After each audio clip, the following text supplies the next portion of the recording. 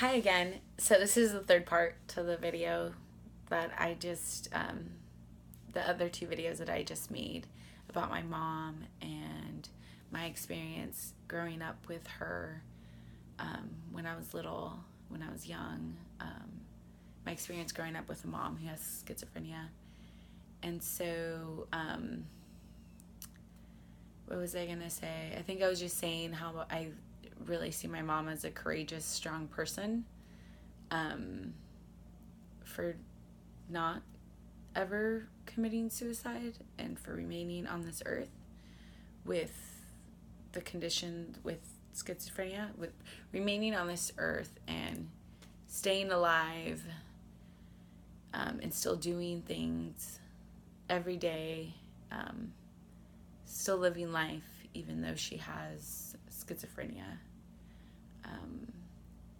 Especially in the times when like she didn't know what it was when I was little and when she first got it, or when she was first experiencing hallucinations and didn't know what it was and couldn't distinguish reality from non-reality.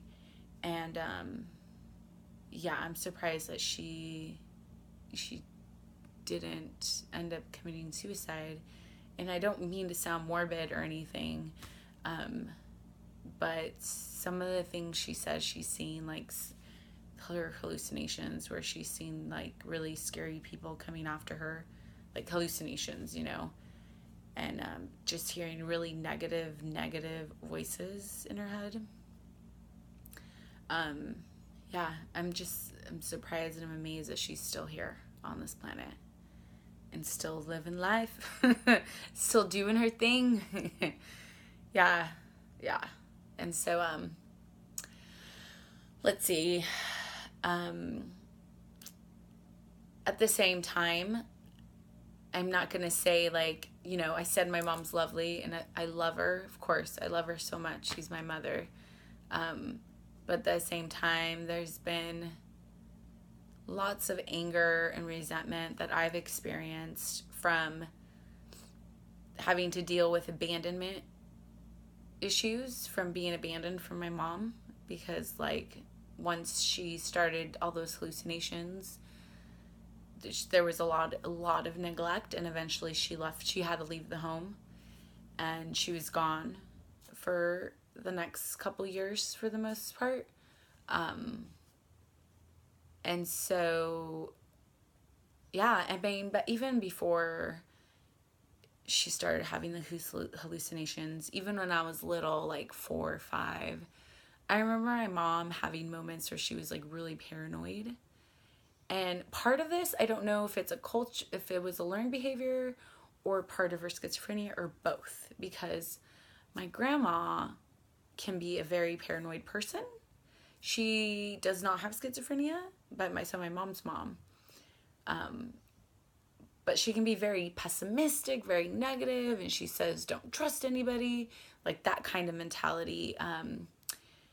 Just like people are out to get you, don't trust people, And so growing up, I remember hearing my mom at times like going to the extreme.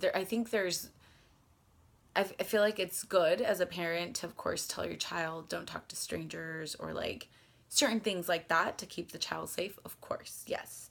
But my mom would take it to the extreme and it would be scary. And I just remember feeling scared at times. She was kind of teaching me in a sense to like be scared of everyone or the world, doing things in the world So, maybe it's both. Maybe part of it was a learned behavior, because that's what my grandma taught my mom, to be like paranoid and scared of the world and distrustful of people. But then maybe also the schizophrenia made it worse, because with schizophrenia there's a lot of paranoia and paranoia to the extreme. And so maybe it is both of them together. It was a learned behavior. She learned to be paranoid and distrustful, but also the paranoia came from also schizophrenia. So yeah, so I feel like definitely my mom was born with schizophrenia. And like I said before, she said that she was sick when she, like something, I think she said she had like a real soft spot in her head when she was born. Her hair didn't grow in until she was like 5. So it sounded like she was born with some physical health issues when she was little. She outgrew it, like she became better, you know, she outgrew the physical, some of that physical illness stuff, but then what you could see. And then but she did say that when she was around 14, she remembers seeing like a hole in the ground, like holes in the ground, and it was a hallucination. It wasn't, they weren't really there. And she said that my grandpa, her dad, ended up realizing that it was a hallucination, and he gave her some like medicinal herbs or something like that, or a medicinal something, and it really helped her. I forget what she said. Was it a medicinal herb? No, it was something else, but it was some kind of medicine that my grandpa gave to my mom. And then she said that she felt better afterwards. I think that, first, how, I don't know how, but that helped with that hallucination of seeing like holes in the ground. And so then, what else? Also, when I was little, like little before all those hallucinations came up with the schizophrenia, my mom, as far as I can remember, she's always been a bit of a hypochondriac, or what's the word, where you think there's something wrong with you physically, like illnesses and stuff like that. I remember vividly, several different times she would like say something was wrong with her, and maybe she was really feeling like certain pains. But I remember her talking to her friends or other people, and they would say, oh, I had this wrong with me. Like, it could be like something about their gallbladder or something. And then my mom would be like, oh, maybe that's what I have.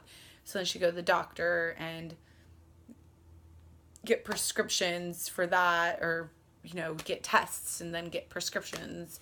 My mom ended up with a lot of prescriptions from different doctors. And she wasn't, what's it called?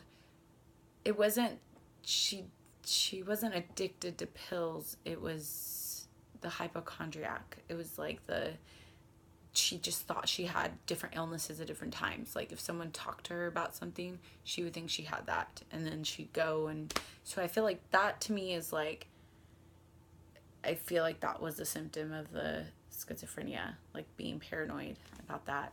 So that was there. So even though my mom didn't have the hallucinations until I didn't see her have the hallucinations, and she says she didn't experience them till around when I was around 9, 10. There was a few things about my mom that, you know, few symptoms, like the thinking that she had different illnesses all the time, and then what else? And just being really paranoid at times. So there was those things. And yeah, and I mean, let's see, I think I'm gonna have to make another video to this. I told you I could talk about this forever. Okay, thank you so much for listening. I'm gonna make it 4th part to this video. All right? Okay, so much love and peace, and thank you for listening. And I hope this helps whoever's listening.